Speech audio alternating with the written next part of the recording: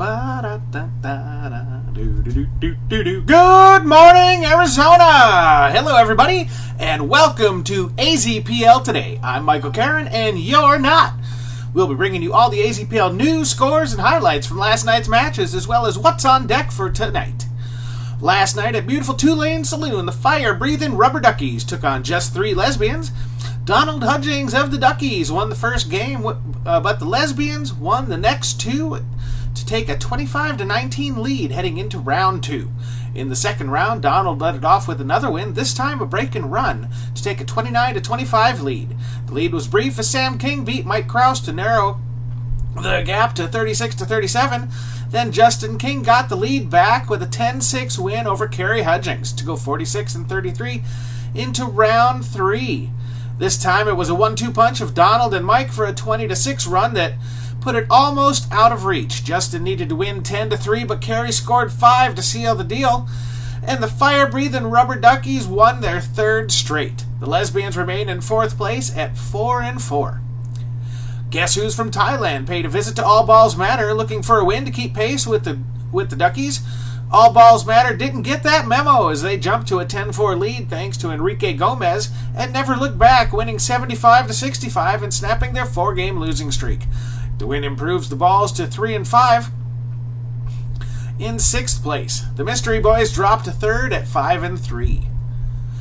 Division leader Chris Novice brought the Electric Boogaloo for a match versus the three Brain Cells. This time it was Pepe Navas that led the Boogs to a 76-72 win over the Brain Cells. They're now 5-3 in second place. $2 and a Dough improved to 5-3 and have now won 3 straight after their 73-67 win over the three Brain Cells Wednesday night as game 2 of a doubleheader. Mike the Pickle Riley picked up a 30 in the win, his second in 3 matches. Megan Zufelt continues to improve her game as she is shooting a point over her career match average and already has 7 wins this season. She needs just 3 more to equal her career high with 6 matches to go. 9-0. Did I hear a niner in there? Yes, you did. Beer Me is leading the no handicap division and the league for that matter with a 9-0 record after their 90-31 shutout of the Chalk Blockers. The Beer Me Boys are now John Watts, Tim Ashley, and Ryan Fedora in that order at the top of the division standings. John continues to have an outstanding season and remains at the top. How about this number? 15,000. As in 15,000 career points, which is what happened last night for Ryan Fedora, as he got point numbers 14,998, 999, and 15,000 with that pretty little 8-ball on his way to a 30. Ryan becomes only the 10th player ever to reach 15,000 in their career in the AZPL. Congratulations, Ryan. Who's on first? Needed a win against Notoriously Great to take second place, and a win is what they got. After 2 games, it was tied at 16 apiece, but then Bubba Ashley beat John Ilk to not only snap his 11-game winning streak, but also take a 26-20 lead and never look back as they won 81-54. Bubba, along with AJ Thomas, finished with 3 wins apiece. The loss drops the Great Ones to third at 5-4. In their other match of the night, Who's on First took on winners of 3 straight matches, Those People. AJ Thomas started off the match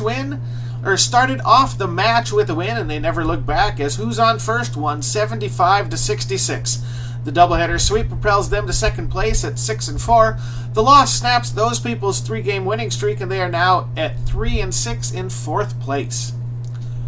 Thursday night at Mills Modern Social, Ramona Sebaugh's team, the Scorpions, are now in first, and after their victory last week, they've won 2 straight matches and are hosting the second place Marmot Fury tonight, who just last week saw themselves in first.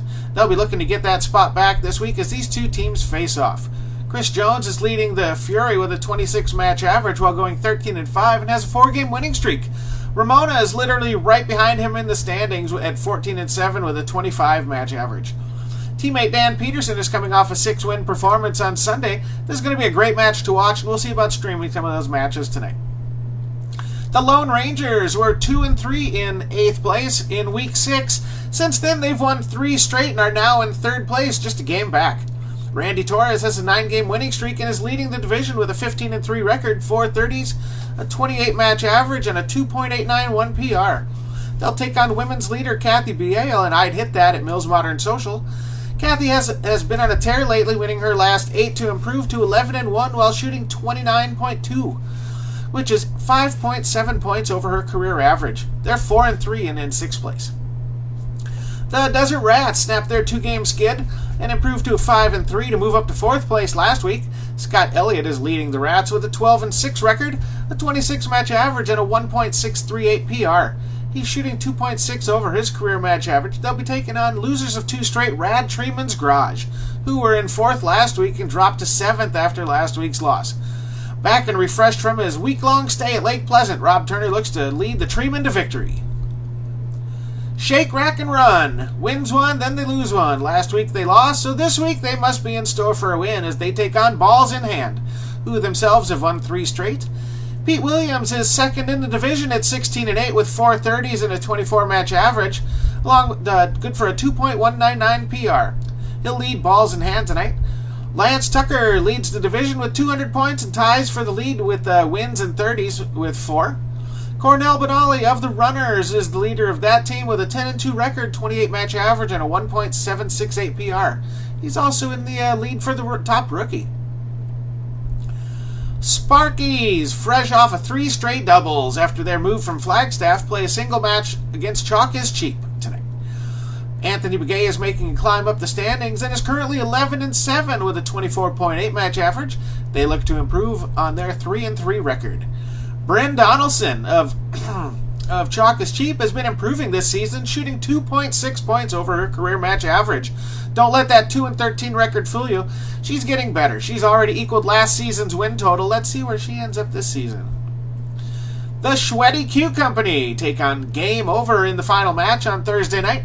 Eric Culpepper is leading Game Over with 11 wins. And don't forget, the next event coming up this weekend, ladies and gentlemen, the 3rd Saturday Singles Tournament at Mills Modern Social. Open to anybody who wants to play. Multiple game races, anywhere from 2 to 9 games. Doors open at 11. Tournament starts at noon. We do have a change on the entry. It was pointed out to my attention last night that there was a fault there, and we have changed that. The entry is now a flat rate, $30 entry plus $10. $5 of that goes for the green fee, $5 goes to the TD fee. So the entry is no longer based on what your rating is, ladies and gentlemen. It is based on just a flat rate because you're going to be doing multiple game races anyway, so everybody pays the same amount, and it's just a race anywhere from 2 to 9 games. That is effective for this Saturday. Doors open at 11, tournament starts at noon. Also, in 2 weeks, we have the women's singles tournament, ladies and gentlemen. That's going to be for all of the ladies. Doors open at 11, tournament starts at noon. That is going to be a $20 entry. 10 of that goes to the prize money, 5 goes to the TD, 5 goes to the green fee. And there's also going to be a manicure and pedicure gift certificate to be able to for a prize in that tournament as well. That's all for today, ladies and gentlemen. I'm going to be at Mills Modern Social tonight playing some pool. You all have a wonderful night. Stay classy, Arizona. I'll be back at 11 a.m. with AZPL Today tomorrow morning. See ya!